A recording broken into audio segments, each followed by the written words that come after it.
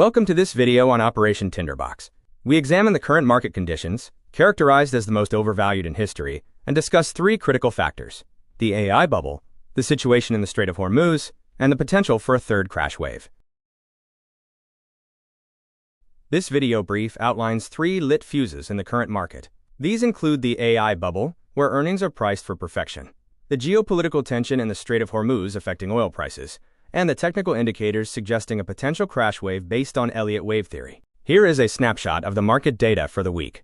We see notable declines in global indices like the KOSPI and Nikkei, along with significant movement in tech sectors and commodities like crude oil. In this section, we analyze the quote tape and note that Asia has led the recent sell-off. A key takeaway is that leadership unwinds often begin in overseas markets before impacting major averages. Further detail on the global tech sell-off shows the significant impact on the KOSPI and Nikkei indices.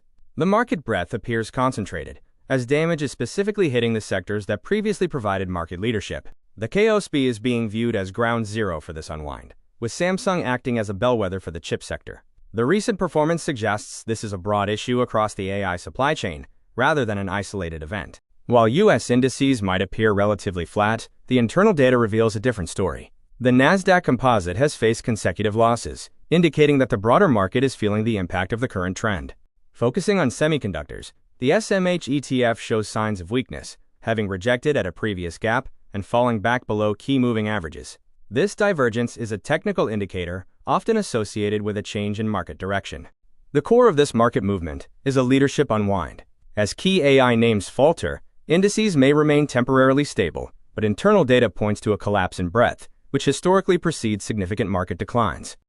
In this section, we look at the broader thesis. The current valuation, measured by indicators like the Buffett indicator, suggests a market environment that exceeds the excesses seen during the dot-com era.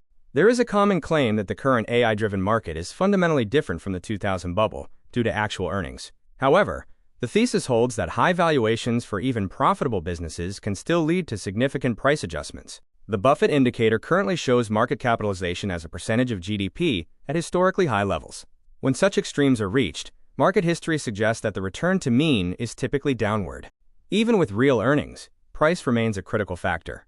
When expectations are priced for perfection, any slowing in growth can lead to multiple compression, resulting in significant downward pressure on asset prices. Competition from new, efficient AI models is creating margin pressure. As this competition increases, the high expectations baked into current market valuations face the risk of being repriced. Comparing the current market trajectory to the 2000 peak highlights the scale of the current valuation stretch. The pattern of a parabolic rise followed by a reality check remains a key focus of our analysis. Let's break down the math of a potential repricing.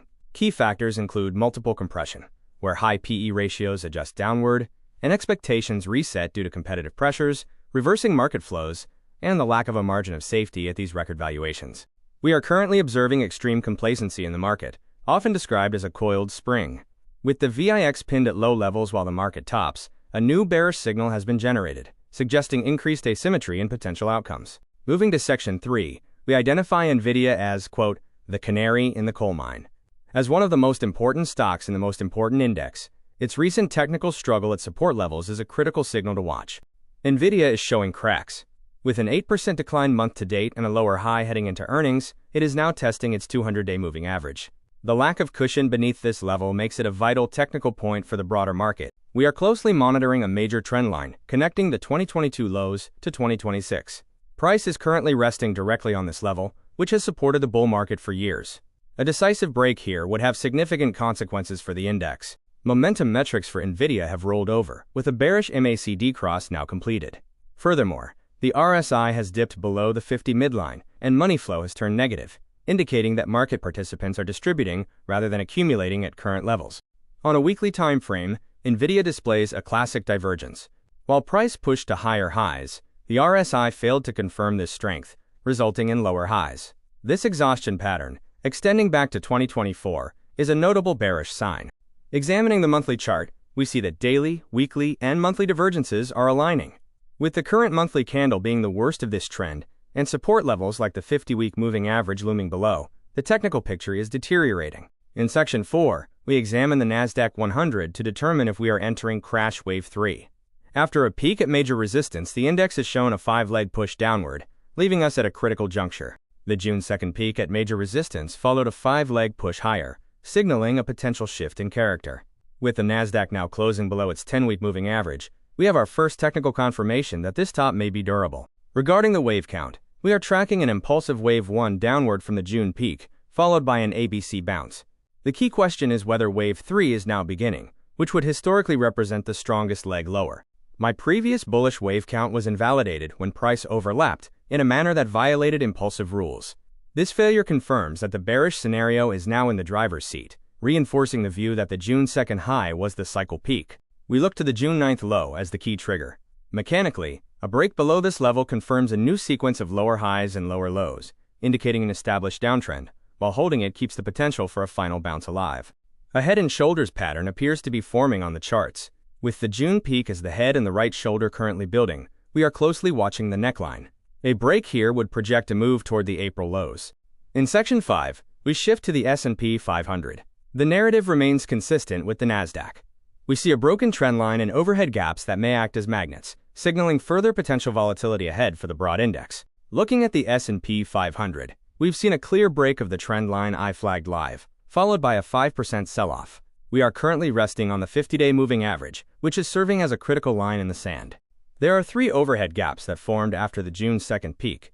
These sit at 7,475, 7,584, and 7,610. A market bounce may fill 1, 2, or all 3 of these levels before the next leg lower.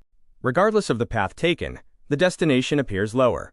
We are looking at 3 potential scenarios: selling off immediately, filling a gap before failing at resistance, or running through all 3 targets before exhaustion leads to a decline. On a monthly time frame, we see a rising wedge pattern from the 2020 low. Having slammed into the top of a 100-year channel and rejected at prior cycle highs, the technical outlook remains bearish. In Section 6, we address the geopolitical wildcard, the Strait of Hormuz. Markets are currently betting that the strait will remain open, but this complacency may be the very fuse no one is pricing in. Crude oil is trading near $70, testing a crucial support shelf between 67 and 68. With price action coiling beneath the 200-day moving average and a downside gap remaining, the pressure is building. Geopolitical events are escalating. Following initial tensions and a cargo vessel strike, the U.S. has responded to Iranian actions. We are watching for further escalation that could spike crude or a cooling period that might fill the gap. The Hormuz playbook focuses on quotas, tolls, and insurance fears to lift risk premiums in crude. By rattling ship owners and insurers, these provocations build leverage for the region's geopolitical goals. History shows that commodities like crude and gold typically peak after equity markets have already begun to roll over. Complacency in pricing the commodity cycle could leave many investors exposed. In our final section, we look at the roadmap. The current projected path includes a first wave down, a bounce, and then a larger 5-leg push toward the April low. This path consists of 3 steps: a first leg toward the March low, a wave 2 bounce that backtests broken support, and an impulsive 5-leg decline that retests the April 2025 low. A drawdown of over 40% would bring the Nasdaq back toward 18,500. This is the same magnitude of decline that initiated the dot-com bear market in 2000. We anticipate a market collapse followed by a potential Fed panic. However, it is vital to remember that the Fed typically reacts to the breakdown rather than acting in time to prevent it. As we head into a short holiday week, we are watching the VIX breakdown, the June 9th low as a potential trigger, and the overhead gap targets on the S&P 500. In conclusion, the market charts indicate that when Wave 3 hits, it will likely happen quickly. Ensure you are prepared by following our updates across our social channels and staying updated with the community.